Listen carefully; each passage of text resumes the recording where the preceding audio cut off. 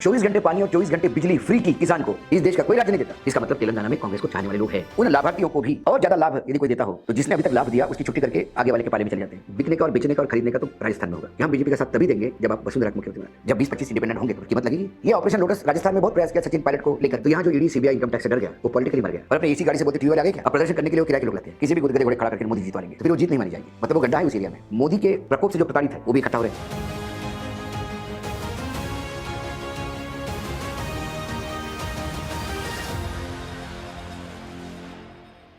दोस्तों नमस्कार, स्वागत है आप सभी का देश नीति के खास कार्यक्रम वीकेंड विद वानखेड़े में। 5 राज्य का एग्जिट पोल बाहर आने के बाद सिर्फ भारतीय जनता पार्टी की ही नहीं, कांग्रेस की भी नींदें उड़ी हुई है, क्योंकि राजस्थान और मध्य प्रदेश में एक फंसा हुआ एग्जिट पोल नजर आया है। तो वहीं अगर बात 2024 की करें तो 3 दिसंबर पर 2024 का पूरा मामला जो है निर्भर कर रहा है।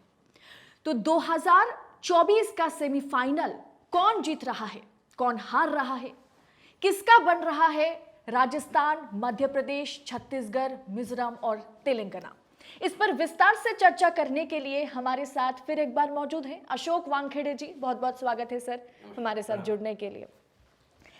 एग्जिट पोल ने तो भाजपा को मध्य प्रदेश और राजस्थान में बढ़त दे दी है। मामला फंस चुका है। कांग्रेस दावा कर रही थी कि 4 राज्य में तो हम क्लीन स्वीप करेंगे, तो कहां फंस गया मामला? देखिए, चुनाव के पहले तो दावे सभी करते हैं।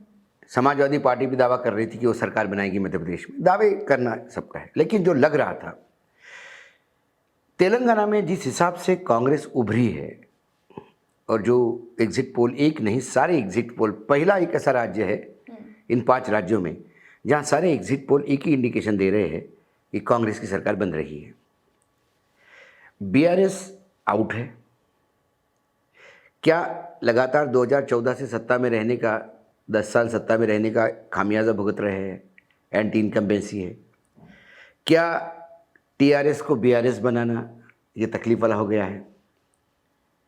क्या माईवे और हाईवे इस फिलॉसफी के साथ काम करना, यानी मुख्यमंत्री ही सब कुछ थे, बाकी संवादहीनता बनी हुई थी,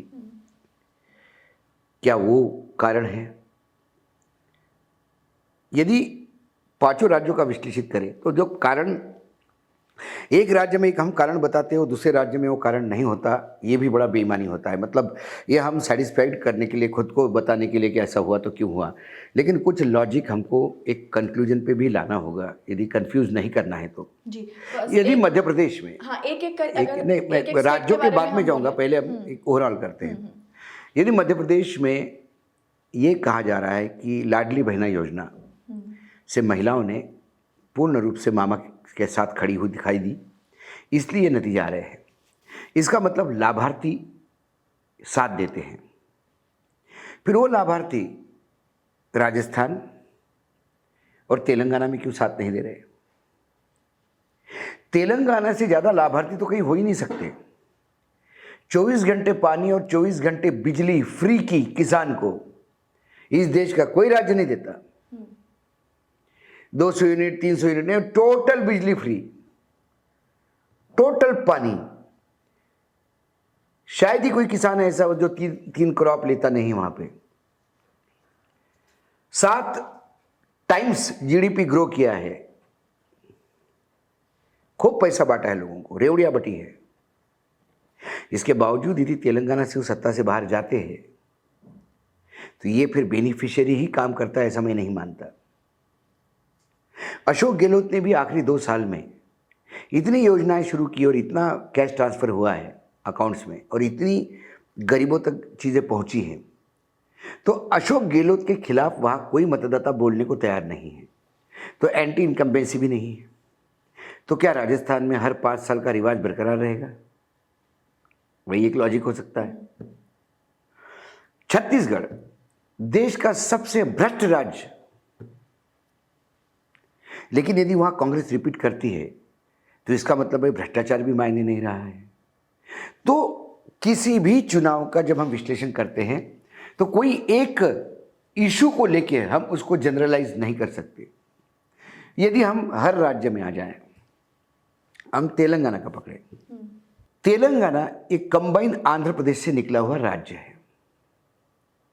जब आंध्र प्रदेश था तो आंध्र प्रदेश का डीएनए कांग्रेस का था। आप याद कीजिए वाईएसआर रेड्डी के वो दिन कि कांग्रेस सत्ता में पूरे आंध्र प्रदेश के बल्क के बल टोटल सीट्स मिलती थी लोकसभा में। वाईएसआर की मृत्यु होना, उसके बेटे की महत्वाकांक्षा, पार्टी ठीक से हैंडल नहीं कर पाई परिवार को, वहाँ जगन रेड्डी ने अपनी पार्टी बनाई वाईएसआर कांग्रेस। वो आंध्र प्रदेश में सत्ता में है क्योंकि वहाँ वाईएसआर, सारी कांग्रेस वाईएसआर के साथ चली गई। वहाँ टीडीपी वर्सेस कांग्रेस में वो सत्ता में आ गए।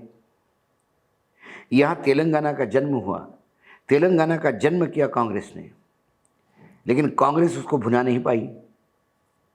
अंदरूनी झगड़े और इस पूरे इसमें जो केसीआर थे उन्होंने लीड ले ली और फिर 5 साल और 10 साल कंटिन्यू सत्ता में रहे। कांग्रेस ने पहली बार तेलंगाना पे ध्यान दिया। तेलंगाना में एक अच्छी लीडरशिप, सक्षम लीडरशिप जिसको कह सकते हैं, राहुल गांधी की पदयात्रा को जो रिस्पांस मिला उसके वजह से एक एस्पिरेशन जगे कि 2 दिन की यात्रा रही, लेकिन जिस हिसाब से लोगों ने रिस्पांस दिया, इसका मतलब तेलंगाना में कांग्रेस को चाहने वाले लोग हैं। उन्हें सिर्फ आपको उसकाना पड़ता है। कांग्रेस का तेलंगाना में सुस्त पड़ना, यहाँ बीजेपी ने अपनी जगह देखी। बीजेपी तेलंगाना में एग्रेसिव हो गई। यहाँ तक हैदराबाद म्यूनिसिपल कॉर्पोरेशन के चुनाव में बीजेपी ने योगी आदित्यनाथ से लेकर अमित शाह तक सब लगे रहे कॉर्पोरेशन के चुनाव में। वो सवाल कॉर्पोरेशन का चुनाव का नहीं था, वो तेलंगाना में पैर रखने की जगह ढूंढ रहे थे। उन्हें कांग्रेस को रिप्लेस करना था। कांग्रेस ने बहुत जल्दी समझ लिया और पूरे ताकत के साथ बाउंस हो गई, तो बीजेपी हाशिए पे आ गई। सीधा बीआरएस से टकराव कांग्रेस का हुआ। कांग्रेस के पास खोने के लिए कुछ नहीं था, बताने के लिए बहुत बड़े सपने थे। बीआरएस को अपना रिपोर्ट कार्ड और अपनी पुराना 10 साल में क्या किया इसका लेखा जोखा देना था। और जनता जो है वो हमेशा डिमांडिंग रहती है। सिविक्स में वांट्स के ऊपर कहते हैं कि wants are never satisfied, they are recurring. इसीलिए गडकरी जी भी कहते हैं कि अच्छे दिन का कंसेप्ट कुछ होता नहीं, अच्छे दिन कभी होते ही नहीं। जो भी अच्छे दिन आपके होंगे उससे भी अच्छे दिन की अभिलाषा आदमी करता है। तो अच्छे दिन का इंतजार हर उस इंसान को रहता है जो बहुत अच्छी जिंदगी जी रहा है। तो उन लाभार्थियों को भी और ज़्यादा लाभ यदि कोई देता हो तो जिसने अभी तक लाभ दिया उसकी छुट्टी करके आगे वाले के पाले में चले जाते हैं। तो तेलंगाना में यदि कांग्रेस सत्ता में आती है, मेरे हिसाब से कांग्रेस वहाँ बहुत अच्छा कर रही थी, लेकिन मुझे लग रहा था कि बीआरएस को 1-5 साल और मिल सकते हैं, भले बॉर्डर पे मिले। लेकिन जो सुनामी बता रहे सारे एग्जिट पोल हम ये मान लें, तो फिर वहाँ पे कांग्रेस सत्ता में आती है तो कांग्रेस के लिए एक मेजर गेनिंग पॉइंट है। लोकसभा चुनाव में पैसे भी चाहिए होंगे। कांग्रेस के पास सिर्फ एक ही एटीएम है अभी, छत्तीसगढ़। तेलंगाना के रूप में एक दूसरा एटीएम खड़ा होगा। एक तीसरा एटीएम छोटा कर्नाटक में ऑलरेडी है। तो कांग्रेस को पैसे की कमी नहीं पड़ेगी चुनाव के समय, ऐसा मुझे लगता है यदि तेलंगाना उनके पास आता है तो। और एक राज्य दक्षिण का, क्योंकि कांग्रेस की दक्षिण में बहुत दामोदमार रही है, कर्नाटक, केरल और आंध्र प्रदेश, इन तीनों ने हमेशा कांग्रेस को केंद्र में सत्ता में बने रहने के लिए, जब भी नॉर्थ ने कांग्रेस को नकारा है, दक्षिण भारत ने कांग्रेस को पूरा साथ दिया है। और फिर डीएमके या डीएमके अलट पलट के कांग्रेस के साथ होते थे और सत्ता में रहते थे।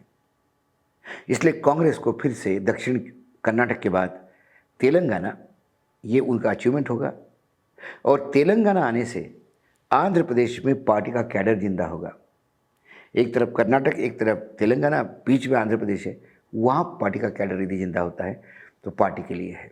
दूसरा एक प्लस पॉइंट जो कांग्रेस का जो वोट टैली इतना बड़ा है, उसको लगता है मुझे टीडीपी ने अपना जो कोस्टल तेलंगाना था, जो कोस्टल बॉर्डर तेलंगाना जाता हुआ, जहाँ टीडीपी का अच्छा खासा वोट है, वो पूरा की पूरा कांग्रेस को ट्रांसफर हो गया। ये कांग्रेस के लिए एक बहुत एडवांटेजेस रहा। इसलिए मैंने कहा था कि कांग्रेस बिल्कुल कांटे की टक्कर दे रही है, लेकिन कांटे की टक्कर में यदि कांग्रेस जीत जाए तो आश्चर्य नहीं। ये तेलंगाना का हुआ। उसके बाद हम तो उस हिसाब से देखा जाए तो दक्षिण भारत में तो भाजपा के लिए कोई जगह बचा ही नहीं है, पूरी तरह से भाजपा खत्म करना। भाजपा को दक्षिण भारत का गेटवे कर्नाटक था, वहाँ सुपड़ा साफ हो गया। लेकिन हम वो करेक्शन कर रहे हैं। जिस येदुरप्पा को रिटायरमेंट करते समय येदुरप्पा ने तो एक ही मांग रखी थी कि मुझे रिटायर्ड होने दो और मेरे बेटे को सेटल कर दो। तब तो इन्होंने बेटे को ऐसा जैसा चावल से कंकड़ निकाल फेंकते वैसा फेंक दिया था। इस चुनाव के कर्नाटक की विधानसभा के बाद बीजेपी की केंद्रीय नेतृत्व को समझ में आ गया येदुरप्पा के मायने क्या है। अब येदुरप्पा के बेटे को उन्होंने पार्टी का अध्यक्ष बनाया। तो बीजेपी पूरा प्रयास कर रही है फिर से लोकसभा में दक्षिण से कुछ लेने की, लेकिन जो मज़ा तब जो पूरा का पूरा दक्षिण से पिछली बार मिला था वो इस बार बहुत मुश्किल लगता है मुझे। तेलंगाना में यदि बीआरएस हारती है, कांग्रेस सत्ता में आती है, तो लोकसभा चुनाव तक क्या बीआरएस बीजेपी का हाथ पकड़ के इकट्ठा चुनाव लड़ने की बात करेगी? क्योंकि उनकी दुखती रख कांग्रेस है वहाँ पे।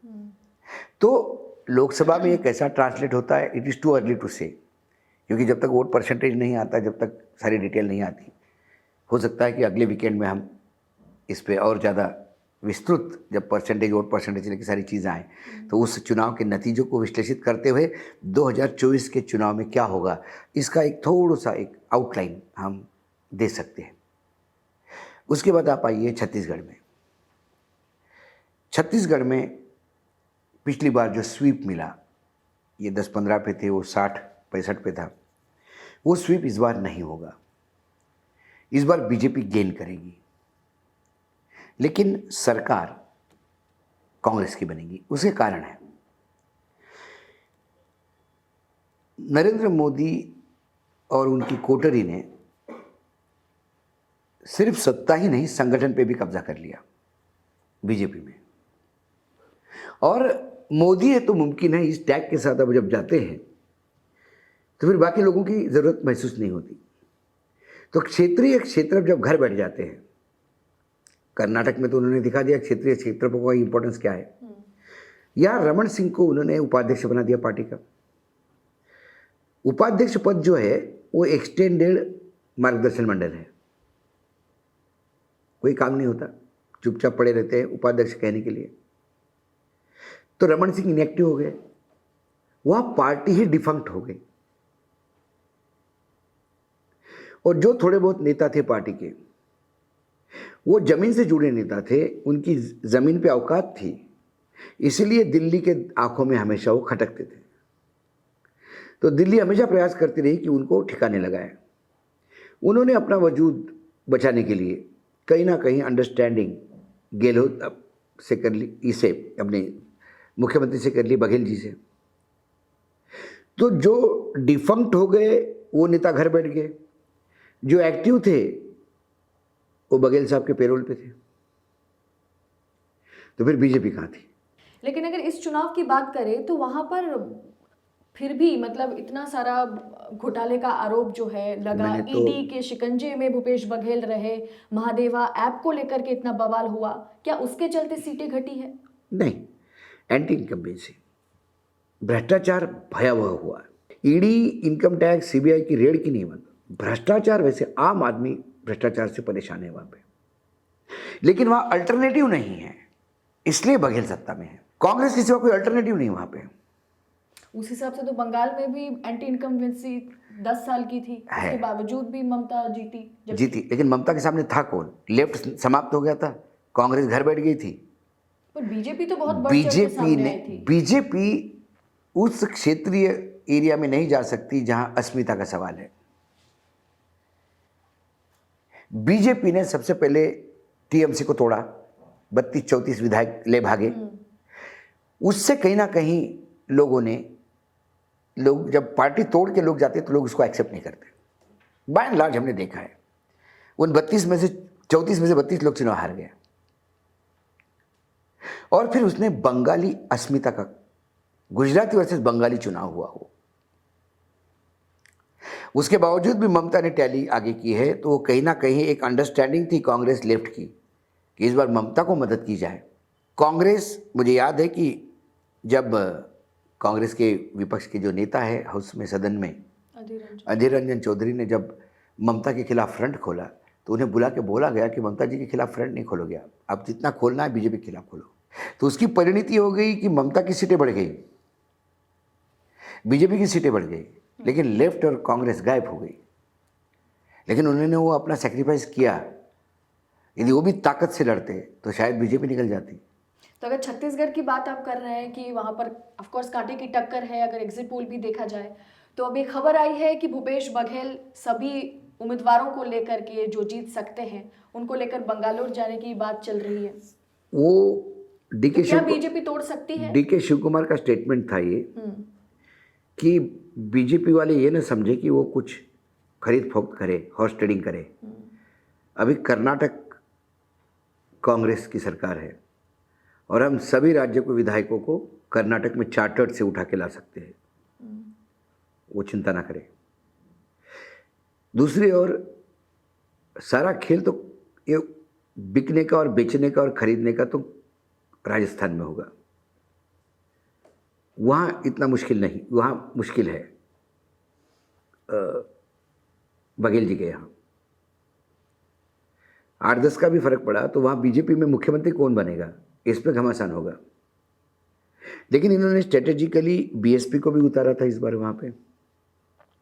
अजीत जोगी की जो पार्टी थी उससे भी एक अंडरस्टैंडिंग था, उसको भी उतारा था वोट काटने के लिए।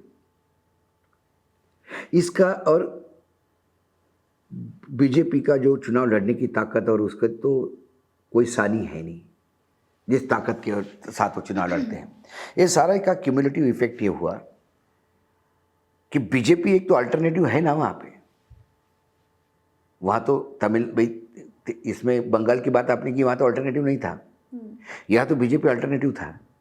लेकिन बीजेपी ने खुद अपनी पार्टी खत्म करने की वजह से, तो भी आज यदि बीजेपी ताकत के साथ उभरेगी वहाँ पे तो ये सिर्फ एंटी इनकम्बेंसी का और सरकार विरोध का वोट है।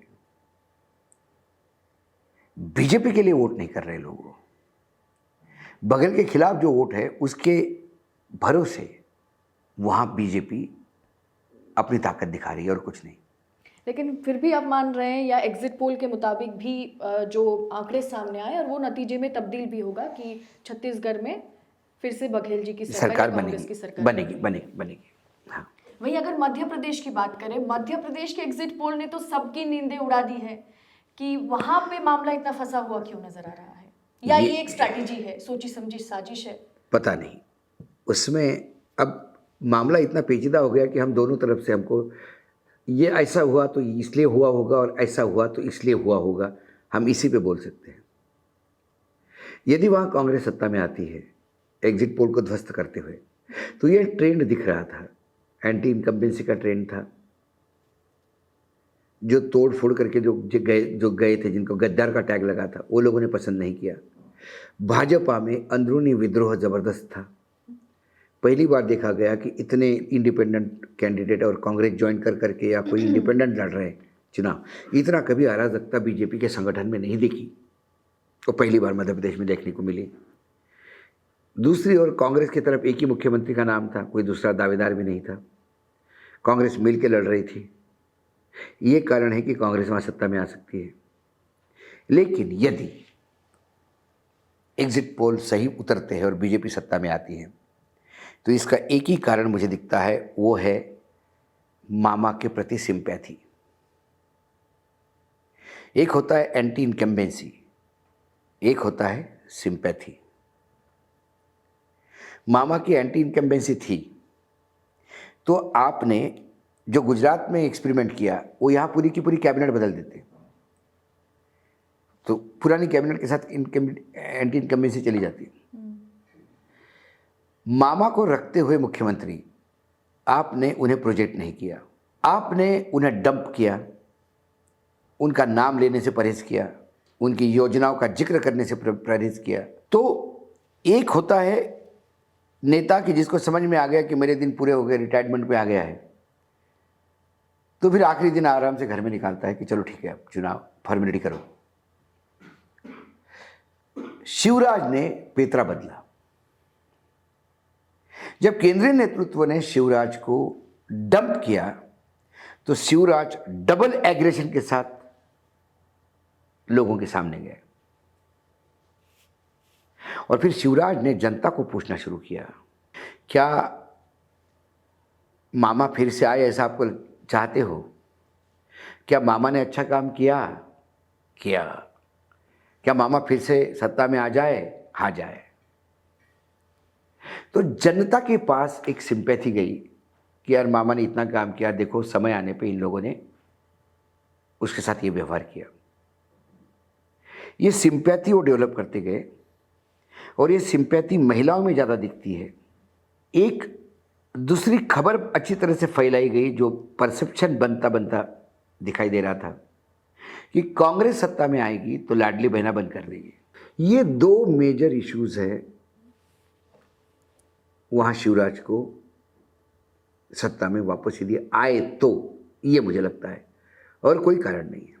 लेकिन ये तो इंडिया टुडे का एग्जिट पोल है और आज तक का एग्जिट पोल है, लेकिन अगर वहीं एबीपी वोटर की माने तो वहाँ पर तो बढ़त के साथ कांग्रेस सरकार बनाती हुई नजर आ रही है। मैंने इसलिए दोनों तरफ से बोला आपको। और अगर हारती है तो फिर ये भाजपा के लिए बहुत बड़ी हार हो जाएगी। भाजपा के लिए तो बड़ी हार हो ही जाएगी। फिर भाजपा के पास यदि राजस्थान वापस जाता भी है, राजस्थान, तो वो 5 में से सिर्फ 1 राज्य में होंगे, 3 राज्य में कांग्रेस होगी। ये कांग्रेस के लिए प्लस पॉइंट होगा। कांग्रेस ने उनकी एक सरकार छीनी, एक सरकार दक्षिण में किसी रीजनल क्षेत्र से छीनी और अपनी छत्तीसगढ़ में बरकरार रखी। एक कांग्रेस के लिए बहुत बड़ा स्कोरिंग पॉइंट होगा। कहने के लिए तो कांग्रेस कह सकती है कि 5 साल में सत्ता परिवर्तन राजस्थान में होने की परंपरा है, हम सत्ता में थे तो इस बार बीजेपी आ गई, अगली बार हम आ जाएंगे, ये कांग्रेस कह सकती है। जी, और राजस्थान का क्या समीकरण? राजस्थान का समीकरण मुझे ये लगता है कि इस बार राजस्थान में इंडिपेंडेंट 20-25 यदि जीतते हैं तो वो तय करेंगे सरकार किसकी बनेगी।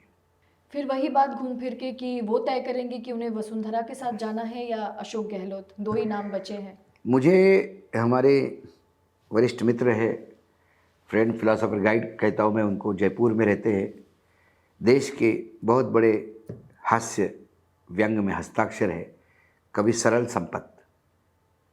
जब मैं उनके साथ बैठा था जयपुर में और मैंने पूछा कि भाई साहब आपका क्या आकलन है, उनने कहा कि राजस्थान बहुत टेढ़ा है अशोक जी। यहाँ इतना मैं कंफर्म बता सकता हूँ आपको कि या तो वसुंधरा जी या अशोक गहलोत, इन 2 में से एक मुख्यमंत्री होगा। ये मैंने बोला ये कौन तय करेगा? बोले दिल्ली तय नहीं करेगी, ये राजस्थान तय करेगा। मैंने बोला फिर बीजेपी सत्ता में आ जाती तो नहीं देखेंगे? बोले नहीं, बीजेपी सत्ता में नहीं आएगी, त्रिशंकु होगी। जो इंडिपेंडेंट है वो डील करेंगे कि हम बीजेपी का साथ तभी देंगे जब आप वसुंधरा को मुख्यमंत्री बनाते हो, या वो कांग्रेस से डील करेंगे कि हम आपको तभी साथ देंगे जब अशोक गहलोत को मुख्यमंत्री बनाते हो। और ये कोई नई बात नहीं है, ये राजस्थान के राजनीति की परंपरा है। भैरव सिंह शेखावत जब मुख्यमंत्री हुआ करते थे तब भी भाजपा को कभी एब्सोल्यूट मेजॉरिटी नहीं मिलती थी। एक 8-10 सीटें जनता दल की हुआ करती थी आउटर राजस्थान में, और वो 8-10 बीजेपी को समर्थन करते थे एक कंडीशन पे कि भैरव सिंह शेखावत मुख्यमंत्री बनेंगे तो ही समर्थन देंगे। तो उस हिसाब से तो कांग्रेस के लिए क्लियर कट है कि अशोक गहलोत ही शायद मुख्यमंत्री बनेंगे। मैंने कहा है आपको, पिछले बार भी चुनाव में अशोक गहलोत भी मुख्यमंत्री बने तो कांग्रेस के पास मेजोरिटी नहीं थी। जो इंडिपेंडेंट आए उन्होंने अशोक गहलोत का नाम लिया। अब होता क्या है, जो एस्टेब्लिश नेता है ये अपने ही खास लोगों को इंडिपेंडेंट लड़ा के जितवा के भी लाते हैं। और इस बार तो मुझे लगता है कुछ इंडिपेंडेंट अशोक गहलोत और महारानी ने मिलकर रखे होंगे, तो कोई आश्चर्य नहीं होगा। जैसे कि आपने कहा कि राजस्थान में कहीं ना कहीं खरीद फरोख्त हो सकती है, वो क्या है? जब 20-25 इंडिपेंडेंट होंगे तो फिर कीमत लगेगी। अभी मुझे आला जो कमान तो नहीं खरीदने वाले हैं, तो क्या वसुंधरा जी खरीदेंगे? नहीं, सवाल इसका नहीं है। सवाल सबको मालूम है सत्ता में आने का मतलब क्या है। ज़रूरी पैसे का भी नहीं है। आपको एक मंत्रालय दिया जाएगा, अच्छा खासा क्रीम मंत्रालय, जहाँ बहुत बढ़िया पैसा मिलता है, तो उसके लालच में भी लोग सरकार में आते हैं। तो आपको नहीं लगता कि मध्य प्रदेश में जो एग्जिट पोल फंस चुका है, वहां पर भी खरीद फरोख्त हो सकती है मध्य प्रदेश में? मध्य प्रदेश में तो पिछली बार हो ही गई थी, जो सरकार गिर गई थी। लेकिन ऑपरेशन लोटस तब होता है, ये ऑपरेशन लोटस राजस्थान में बहुत प्रयास किया सचिन पायलट को लेकर, नहीं हो पाया। क्योंकि ऑपरेशन लोटस जहाँ होता है, वो आधा गेम लोटस खेलता है तो आधा गेम दूसरे पाले में होता है। यदि शिवसेना टूटी तो बीजेपी ने तोड़ी अवश्य, लेकिन टूटने दी उद्धव ठाकरे ने। वो यदि अशोक गहलोत ने अपने विधायक नहीं जाने दिए, वो आंकड़ा पूरा नहीं हो पाया, तो सचिन पायलट को वापस आना पड़ा। यदि सचिन पायलट के पास आंकड़ा पूरा हो जाता, खेल ही हो जाता। अब थोड़ा सा इस मैप की ओर मैं रुख करना चाहूंगी। ये 2018 का मैप है, जहां भगवा ही भगवा नजर आ रहा है। वहीं 30 जून 2022 का ये मैप है। कर्नाटक चुनाव के बाद ये कर्नाटक और ये हिमाचल प्रदेश जाता हुआ नजर आ रहा है। भगवा जो है बचा कहाँ है, और इसके साथ अब 2024 को किस तरह से आंकेंगे? क्योंकि 2018 के बाद 2019 का चुनाव था, और 2023 के बाद बिल्कुल 2024 का चुनाव है। देखिए, यहाँ से अगर मध्य प्रदेश गायब हो जाए, यहाँ भी ब्लू मुझे तो एक बात मुझे समझ में आती है। यदि मैं पिछले कई चुनावों का विश्लेषण करूं, तो सिर्फ ये एक जगह है जो भगवे की अपनी है, गुजरात। बीजेपी गुजरात की रीजनल पार्टी है। आप असम की बात करें, असम में मुख्यमंत्री कांग्रेस से लिया हुआ है। आप उत्तराखंड की बात करें, उत्तराखंड में यदि एमएलए की लिस्ट देखो तो कांग्रेस से आए हुए लोग ज़्यादा हैं, ओरिजिनल बीजेपी वाले कहाँ हैं? फिर हिमाचल उनके पास नहीं, पंजाब उनके पास नहीं, गुजरात उनका अपना है। अब महाराष्ट्र देखिए, महाराष्ट्र में सरकार उनकी है नहीं, किसी के भरोसे है, उधार के सिंदूर पे है। मध्य प्रदेश में जो सरकार इनकी बनी, वो उधार के सिंदूर पे बनी। ओडिशा में यह है नहीं, बंगाल में ममता हाथ रखने नहीं दे रही है। फिर आप आइए कर्नाटक, इनकी सरकार थी, कांग्रेस की चली गई। फिर आप केरल में इनको पैर रखने नहीं दे रहा कोई। तमिलनाडु में तो इनको पार्टनर भी नहीं मिल रहा है। बचा कहाँ है? कौन सी ऐसी सरकार है जो इतनी अपने बलबूते पे है? उत्तर प्रदेश की जो सरकार है, मैं आपको डाटा देता हूँ, एक आध दिन किसी दिन उत्तर प्रदेश की विधानसभा पे आप विश्लेषण कर, 1 घंटे का समय निकाल के करिएगा। 153 सीट ऐसी है जो मायावती की वजह से बीजेपी को मिली है। 225 में से 153 निकालिए तो बीजेपी आपको 60-70 पे आती हुई नजर आती है।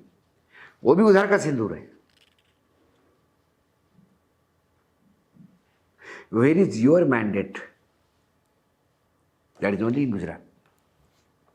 और ये जो कहा जाता है कि भारतीय जनता पार्टी जहां जीतती है वहां सरकार बनाती है, जहां नहीं जीतती है वहां और दमखम के साथ सरकार बनाती है, तो क्या ये मध्य प्रदेश और राजस्थान में आपके हिसाब से हो सकता है? हो सकता है, लेकिन क्योंकि लोकसभा के चुनाव नज़दीक है तो लोग ईडी, सीबीआई, इनकम टैक्स से इतने डरेंगे नहीं। बोलेंगे चलो 6 महीने के लिए जेल भी रख लेंगे, 6 महीने के बाद तो सरकार परिवर्तन होगी तो छूट जाएंगे। लेकिन एक बार यदि, देखिए मैं हमेशा कहता हूँ, सलीम जावेद ने शोले में एक डायलॉग लिखा था, वो अमजद खान के मुंह से था, गब्बर के मुंह से कहलवाया था, जो डर गया सो मर गया। तो यहाँ जो ईडी, सीबीआई, इनकम टैक्स से डर गया, वो पॉलिटिकली मर गया। केसीआर का हश्र यही हो रहा है, जब कविता को ईडी की नोटिस दी तो एकदम वो डाउन पे आ गए। मायावती का हश्र क्या हुआ, 24% से 12% पे आ गई। लेकिन वही ईडी के डर से तो सरकार भी बनाई भारतीय जनता पार्टी ने एकनाथ शिंदे के साथ मिलकर। मैंने वही ना, तो अब एकनाथ शिंदे उसके बाद चुनाव तो होंगे, ऐसा तो नहीं परमानेंट सरकार बनेगी। इनमें से कितने जीत के आएंगे? क्या अजित पवार के लोग जीत के आएंगे? तो जो डर गए वो मर गए, पॉलिटिकली मर गए। इसीलिए राहुल गांधी कहते हैं डरो मत, क्योंकि लालू यादव आगे की बात बोलता है, डर के आगे की जीत है। लालू यादव जेल गए, नहीं डरे, उसके डर के आगे आज वो सत्ता में है बिहार में। ममता, ये अपने केजरीवाल, डर के आगे जीत है। जाओ जेल, डालो जेल, मुझे भी जेल डाल लो, जेल से सरकार चलाऊंगा, लेकिन फिर डंके की चोट पे वापस आएंगे। क्या आपको लगता है कि जिस तरह से कांग्रेस उभर कर सामने आई है और भारत जोड़ो यात्रा या राहुल गांधी का एक विशाल परिवर्तन देखने को मिला है, उसके चलते अब ये जो खरीद फरोख्त है या विधायकों का एक तरह से दल बदल करना, ये कहीं ना कहीं इस पर अंकुश लग सकता है? देखिए, जब केंद्रीय नेतृत्व कमजोर होता है तो अराजकता तो होती है। तो केंद्रीय नेतृत्व कमजोर था तो अराजकता थी। हर स्वयंभू हो गया था, हर एक को लग रहा था कि हम ही हैं, और हर अपने अपने लिए डिसीजन ले रहा था। राहुल गांधी ने अपने नेतृत्व को साबित किया, उसने आम जनता से एंडोर्स करवाया, और जब उनके भारत जोड़ो यात्रा में लाखों की तादाद में भीड़ आती थी, लोग ट्रक बसें नहीं मिलने देते थे, उसके बाद लोग आते थे, इससे आम वर्कर उठ के खड़ा हो गया। और किसी भी राजनीतिक दल का वर्कर यदि जोश से भर के रास्ते पर उतर आता है तो उस पार्टी में जान आ जाती है। ये हमारे यहाँ कांग्रेस में, मतलब हमारे यहाँ क्या, हमारे पूरे देश में, बीजेपी में भी वही हाल हो रहा है जो एक कांग्रेस का हो रहा है। बीजेपी ये संघर्ष की पार्टी थी, विपक्ष में रहती थी, रास्ते पे उतरती थी। धूप में पुलिस के लठ खाना उनकी आदत हो गई थी। अब लगातार सत्ता में रहने की वजह से उनको जंग लग गया है। अब प्रदर्शन करने के लिए वो किराए के लोग लाते हैं और अपने एसी गाड़ी से बोलते टीवी वाले आ गए क्या, सारी चैनल वाले जैसे रिपोर्टिंग के लिए पहुंच जाते हैं, ये भी अपने एसी गाड़ी से हाथ में झंडा लेके सबसे आगे 2 बाइट देते, जिंदाबाद करते, लोगों को बोलते बैठे रहो अभी मैं आता हूँ, और फिर गाड़ी चले जाते हैं। ये कांग्रेस के साथ हुआ। जो भी दल लगातार सत्ता में रहेगा उसको जंग लगेगा। लेफ्ट लगातार बंगाल में रहा, जंग लग गया था। नहीं तो लेफ्ट तो संघर्ष वाले लोग हैं, वो तो हमेशा ही रास्ते पे रहते हैं, जोर जुल्म की टक्कर में संघर्ष, वो सब नारे गायब हो गए, क्योंकि आपको सत्ता का ऐसा लालच लग गया। बीजेपी मतलब संघ के प्रचारकों को अब एसी गाड़ी और होटल और 5 स्टार होटल और इस सब का शौक लग गया। नहीं तो संघ का प्रचारक ये घर में जाके, किसी भी कार्यकर्ता के घर जाके वहाँ बेबी सिटिंग करके उसके घर में जो खाना मिले और उसके वरांडे में सोता था।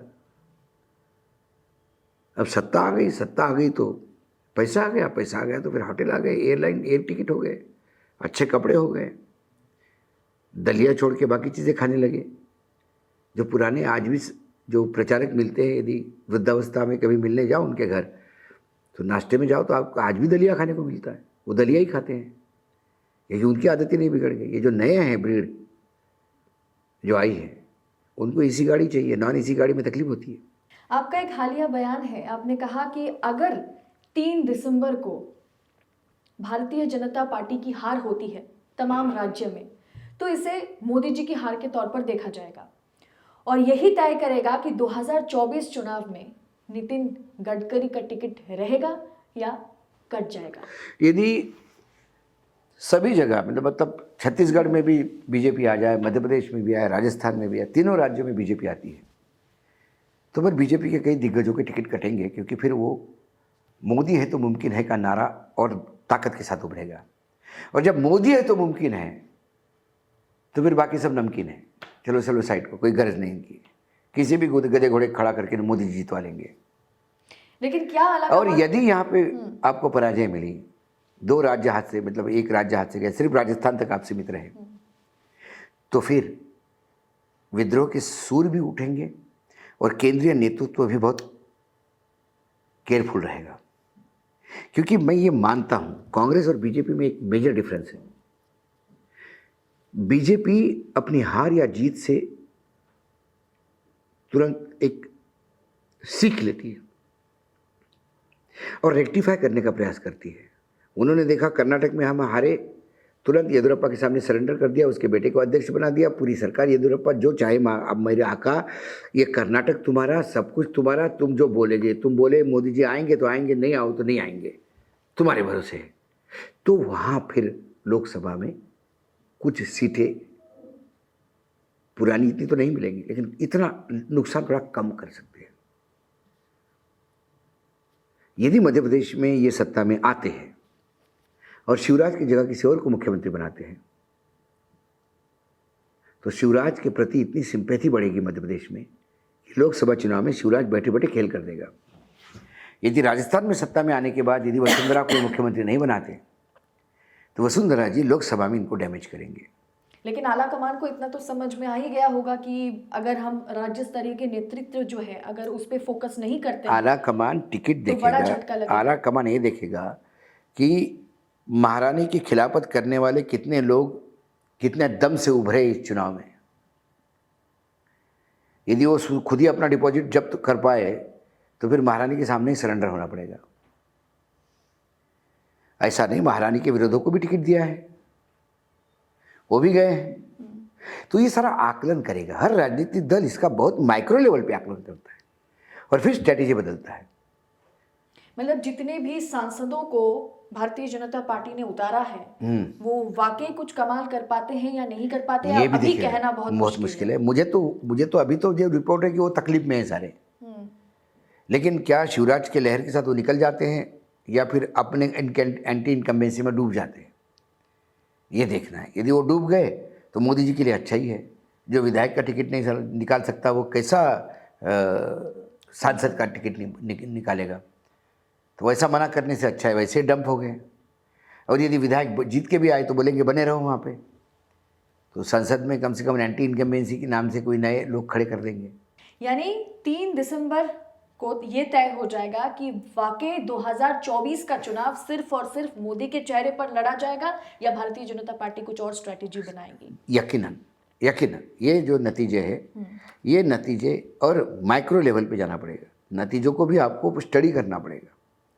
सिर्फ चुनाव जीतने के मायने नहीं है। यदि चुनाव आपने 25 सीटें ऐसी जीती जो 1000 के नीचे मार्जिन से है तो फिर वो जीत नहीं मानी जाएगी, मतलब वो गड्ढा है उस एरिया में। एक मोहल्ला भी इधर उधर हो जाए तो काम हो जाएगा। लेकिन 5 राज्यों के चुनावों ने एकदम से बीजेपी को हिला दिया है, सभी को हिला दिया, कांग्रेस को भी। भाई कांग्रेस दक्षिण में गेन करेगी लेकिन मध्य प्रदेश हारना कांग्रेस के लिए बहुत डिफिकल्ट होगा। काऊ बेल्ट में जब तक कांग्रेस अपना वजूद नहीं बनाती तब तक, जहां देखिए बीजेपी और कांग्रेस आमने सामने कहाँ है, कर्नाटक में है, छत्तीसगढ़ में है, मध्य प्रदेश में है, राजस्थान में है, हिमाचल में है, उत्तराखंड में है, गुजरात में है। अब इन राज्यों में यदि आप माइनस में चले गए तो फिर इंडिया गठबंधन में तो आपको क्षेत्रीय दलों के भरोसे ही रहना पड़ेगा। कांग्रेस को यदि इंडिया गठबंधन में लीड करना है तो उन्हें जहां डायरेक्ट फाइट है बीजेपी के साथ वह अपना स्कोर करना होगा। और इसमें मध्य प्रदेश, राजस्थान ये 2 अहम राज्य है। लेकिन चुनाव जीतने के बाद भी तो एक टेंशन में हर कोई रहता है कि अभी जिस तरह से ईडी, सीबीआई, इनकम टैक्स कार्रवाई कर रही है, कब कहाँ सरकार गिर जाए और बन जाए किसी को पता नहीं चलेगा। ये तो रिस्क टेकिंग एलिमेंट है। Politics is all about risk. Modi ji तो भी रिस्क ले ही रहे ना, इनकम टैक्स और सीबीआई का उपयोग करके।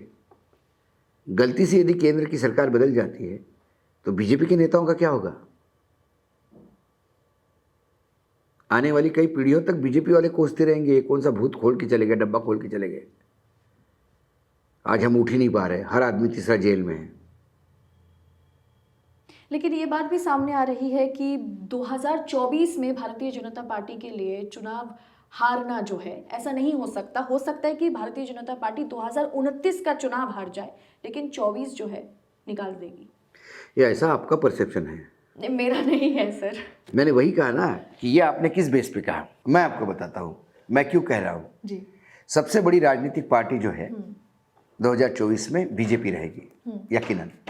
लेकिन क्या वो 277 का मार्क क्रॉस करेगी, ये अहम है। भाजपा दक्षिण भारत में नहीं है, ये आप भी मानती हैं। भाजपा की सारी दामोदमार उत्तर भारत में है। भाजपा ने अभी तक जहां जहां से जितनी सीटें ली वो मैक्सिमम है, इससे ज़्यादा सीटें नहीं बढ़ सकती अभी। और तो बिहार का जो गड्ढा है वो कहाँ से भरेगा? आरजेडी, जनता दल यूनाइटेड, कांग्रेस इकट्ठा होने के बाद वो स्वीप करते हैं वहाँ पे, वो गड्ढा कहाँ से भरेगा? बंगाल में जो 18 सीटें हैं वो ममता इस बार नहीं आने देगी। लेकिन बंगाल में भी तो विधानसभा जीतने के बाद भी लोकसभा में ममता बनर्जी उतना अच्छा प्रदर्शन नहीं कर पाई थी। 2019 की बात करें तो। ममता ने तब विधानसभा अपने पास और बीजेपी को, क्योंकि उसको कांग्रेस और लेफ्ट को निपटाना था, तो उसने बीजेपी को एक अंडर हैंड समझौता था, इसलिए 18 सीटें मिली थी। लेकिन 18 सीटें आने के बाद बीजेपी का महत्वाकांक्षा इतनी बढ़ गई कि वो राज्य पे ही कब्जा करना चाहे, तो उसको ममता ने फिर आईना दिखा दिया। अब ममता को ये पता पड़ गया कि अब मुझे इनको लोकसभा से भी निकालना पड़ेगा, नहीं तो ये गले का कैंसर जैसी बात हो जाएगी। तो वहाँ सीटें कम होगी, महाराष्ट्र में सीटें कम होगी, यहाँ की सीटें भरेंगे कहाँ से? राजस्थान, यूपी में आपके पास पहले सबसे पहले कितनी सीटें थी? 72 थी, उसके बाद 68 हो गई। पीक में जब पूरे देश ने आपको सबसे ज़्यादा सीटें दी, 300 प्लस दी, तब यूपी ने आपकी 72 की 68 कर दी। इस बार फिर 10 घट गई तो 58 हो गई, तो वो 10 कहाँ से लाओगे? गुजरात में 25 के 25 आप लेते हो, उसमें तो और 26 नहीं आ सकती। राजस्थान में पूरी सीट लेते हो, फिर 26 नहीं आ सकती। तो कुल मिला के जो 70-80 सीटों का जो गैप पड़ रहा है वो आएगा कहाँ से, ये अहम बात है। लेकिन इतने सारे गठबंधन जो है, इतने सारे पार्टियां मिलकर के जो गठबंधन बनाई है, क्या वो वाकई कुछ कमाल कर पाएगा, या अभी वक्त है कि उन्हें बहुत काम करने की मैंने जरूरत उनको है? कमाल करने की जरूरत ही नहीं है। मैं इंडिया गठबंधन की बात ही नहीं कर रहा हूँ। बीजेपी खुद ब खुद को खत्म करेगी, वो भी नहीं कर रहा हूँ मैं बात। आज बिहार का यदि मैं उदाहरण लूँ तो क्या बिहार में आरजेडी और जनता दल यूनाइटेड के टोटल वोट शेयर्स के सामने बीजेपी कहीं टिकती है? नहीं। तो फिर कैसे सीट आएगी? महाराष्ट्र में जो इन्होंने सरकार जो तोड़ी है पार्टियां, इससे जबरदस्त सिंपैथी जो उद्धव ठाकरे और शरद पवार को मिल रही है, वहां से जो सीटें जाएगी वो कहां से कॉम्प्रोमाइज करो, कहां से लाओगे आप? मैंने तो 3 ही राज्यों की बात बताई आपको, सिर्फ 3 राज्यों की बात बताई। पिछली बार लगभग 60-70 सीटें जो हैं वो जाएगी बीजेपी। उसके बाद पिछली बार पुलवामा का तड़का लगा, राष्ट्र प्रेम और राष्ट्रवाद चबुल चलने लगा, स्ट्राइक किया, राष्ट्र संकट में है। इस बार वो भी नहीं है। तो जो सीटें महाराष्ट्र मध्य प्रदेश में 29 थी, 28 आपके पास है, उसमें से 25 आपके पास आ गई, 4 वहां पे भी चली गई सपोज कांग्रेस को। क्यों? मोदी जी को तो युग पुरुष बताया जा रहा है, शेषनाग के आगे मोदी जी खड़े हो रहे हैं, राम मंदिर मोदी जी बना रहे हैं, मैंने तो बहुत बड़ा मुद्दा बन जाएगा। आपको कहा कि राम मंदिर की नींव जहाँ रखी उसी अयोध्या सेक्टर में विधानसभा में बीजेपी हार गई है। मैंने फिर आपको स्टार्टिंग में कहा था कि लोगों की वांट्स, अपेक्षाएं लगातार बढ़ती है। राम मंदिर अब हो गया, आगे क्या? प्रश्न है, आगे क्या? 5 किलो अनाज दे रहे हैं आप, आगे क्या? अब वो हमारा अधिकार हो गया है, आगे क्या? शायद अब राजस्थान में जिस तरह से सिलेंडर के भाव कम किए गए और फिर से ये बढ़ गया, ये जनता को भी शायद दिखता है, तो बस चुनाव के दौरान करने वाली बात है। वही कहा, राजस्थान में यदि 400 दे रहे हैं आप, तो महाराष्ट्र की जनता कहेगी कि भाई आपकी भी तो सरकार, महाराष्ट्र में भी तो आपकी सरकार है, हमारी क्यों नहीं दे सकते 400? फिर एक जातिगत जनगणना का काट कहाँ से लाओगे? वो एक जो नीतीश कुमार ने फंसा दिया है गले में हड्डी, वो ना निगलते बन रही है ना उगलते बन रही है। प्रधानमंत्री लगातार वक्तव्य देते हैं कि जातिगत जनगणना से हिंदू बढ़ता है, और अमित शाह लगातार वक्तव्य दे रहे हैं कि जातिगत जनगणना के लिए हम तैयार हैं। तो पार्टी में ही आपस में फूट है। केशव प्रसाद मौर्य विधानसभा परिषद में कहते हैं कि जातिगत जनगणना हम कराएंगे, क्योंकि हमारे वरिष्ठ नेता ऐसा कहते हैं। और योगी आदित्यनाथ की सरकार प्रेस रिलीज इशू करती है कि हम जातिगत जनगणना का कोई करने का मतलब नहीं है। मतलब भारतीय जनता पार्टी के अंदर भी कई तरह से मतभेद जो है वो खुलकर देखिए क्या होता है, एक तो हु आफ्टर मोदी, इसके लिए अभी से लड़ाई चल रही है।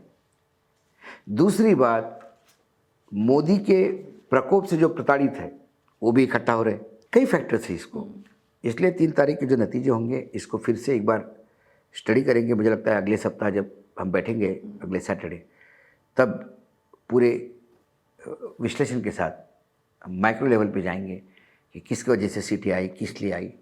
अभी तो एग्जिट पोल है, अभी कयास लगा रहे हैं, हमने भी इसीलिए ये हुआ तो ऐसा, ये हुआ तो ऐसा, यही एक रीजनिंग दे सकते हैं।